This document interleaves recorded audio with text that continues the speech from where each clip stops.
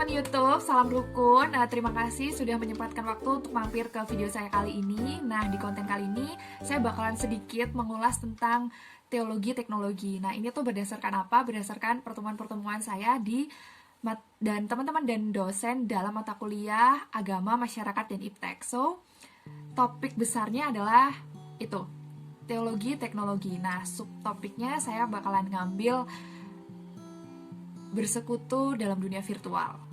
Oke, pertama-tama nih saya mau memastikan aja kalau setiap kita yang nonton video kali ini pasti adalah salah satu atau salah dua, salah tiga anggota dari grup-grup yang ada di WhatsApp atau sosial media kita yang lain kayak Facebook, Instagram, Telegram, anything yang kita punya.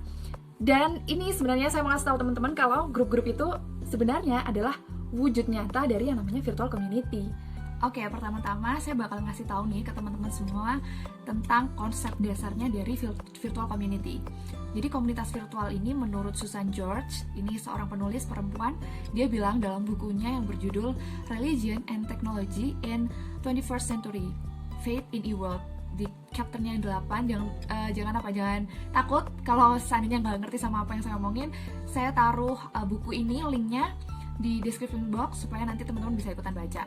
Jadi menurut Susan George, virtual community is a reaction against institutionally community. Jadi sebuah komunitas virtual ini itu tuh sebuah penolakan gitu, sebuah perlawanan terhadap komunitas yang bentuknya hanya institusional gitu, yang menurut saya institusional formal. Jadi sifatnya cuma buat formalitas aja gitu.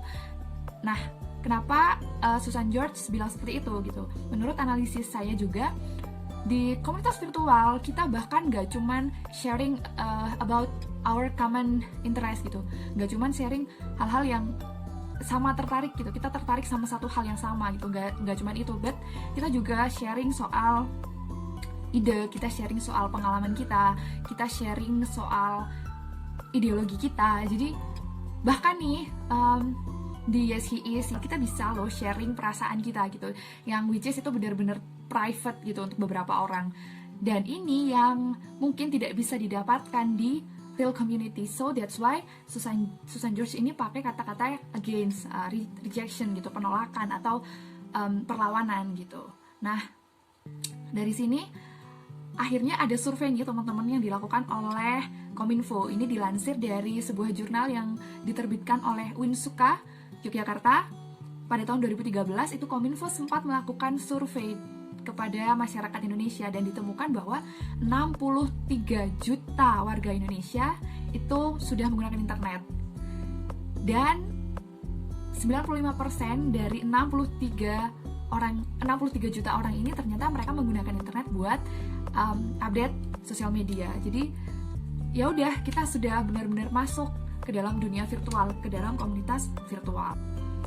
Dan lagi sepertinya harus ada yang ditekankan gitu, melihat apa aja yang bisa dilakuin oleh anggota-anggota komunitas virtual. Jadi sharing, dan gak cuma sharing ide aja, sharing perasaan, itu bisa dilihat bahwa sebenarnya esensi komunitas itu meskipun di dunia virtual itu gak terkurangi loh, gak terdegradasi.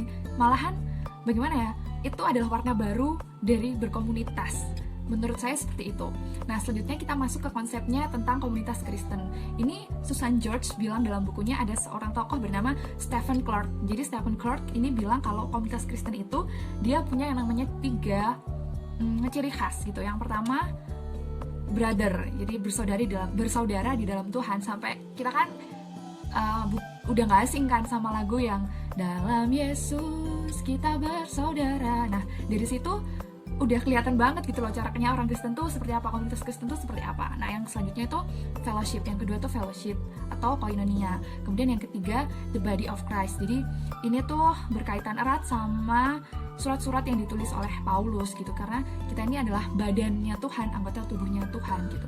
Nah, selain 3 hal ini, itu Clark juga bilang ke kita, ngasih tahu ke kita ada unsur lain yang itu Kristen banget gitu, komunitas Kristen banget, yaitu adanya Trinitas atau Trinitarian. Jadi ada relasi antara Allah Bapa, Allah Putra, dan Roh Kudus. Nah, relasi ini itu relasi yang saling melengkapi seperti itu. Jadi dan dalam relasi ini tidak ada satu subjek yang lebih tinggi dari subjek yang lain. Jadi semuanya equal gitu, semuanya setara. Nah, inilah yang kemudian mencoba untuk diadaptasi atau bagaimana ya, karena kita orang Kristen ngeklaim bahwa diri kita imago Dei gitu kan. Jadi ya Tuhan kita terwujud dalam Trinitas, so kita mencoba untuk mewujudkan itu dalam kehidupan kita gitu kan, yang setara, kemudian yang penuh kasih. Nah, itu yang mencoba diwujudkan di komunitas Kristen. Nah, teman-teman, dari kedua konsep tadi, yaitu konsep tentang virtual community dan Christian community, ada seorang tokoh yang namanya Debbie Gunn. Jadi Debbie Gunn ini dia yang kemudian memunculkan paralel nih antara kekristenan, komunitas Kristen, dan komunitas virtual.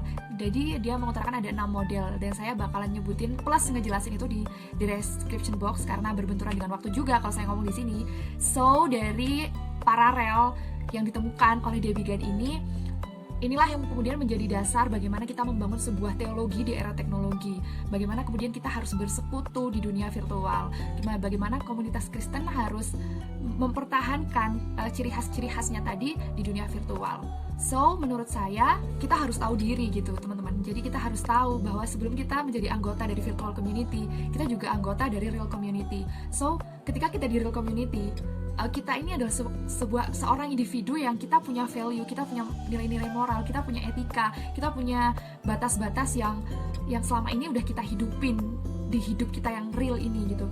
Ya mari ketika kita bersekutu, ketika kita berteologi di dunia virtual, ya mari nilai-nilai ini, nilai-nilai moralitas, nilai-nilai yang baik, value-value yang sudah kita hayati ini kita bawa ke dunia virtual, kita terapin di situ juga, biar bagaimana ya, persekutuan ini menjadi sehat gitu loh, meskipun ini secara virtual. So, ketakutan-ketakutan di luar sana bahwa ngapain sih komunitas virtual, nanti kamu ditipu dan sebagainya, nanti data-data kamu disalahgunakan, nanti curhatan kamu disalahgunakan sama orang. So, kalau kita menanamkan nilai-nilai moral itu, baik itu kita di dunia virtual, hal-hal tersebut itu bisa kita minimalisir. Jadi kita nggak perlu lagi buat risau untuk berkomunitas di dunia virtual. Itu sih menurut saya. Jadi mari sama-sama, saya tegaskan lagi, kita sama-sama gunakan value kita yang selama ini udah kita milikin di real community, kita bawa masuk ke virtual community untuk membuat komunitas kita di dunia virtual menjadi lebih sehat, dan persekutuan kita adalah persekutuan yang sehat, yang sesuai sama ketetapan-ketetapan yang sudah ditetapkan oleh gereja. So, teman-teman semua, ini adalah akhir dari segmen kali ini. Terima kasih untuk waktunya, terima kasih sudah nonton sampai habis. Semoga konten ini menjadi berkat, ada manfaatnya untuk saya dan teman-teman yang sudah menonton. Sekali lagi terima kasih, thank you so much for watching. Dan sampai jumpa di konten-konten random berikutnya. Saya Via, saya pamit undur diri. Tetap jaga kerukunan, jangan lupa pakai masker. See you on my next video. Salam rukun, bye-bye.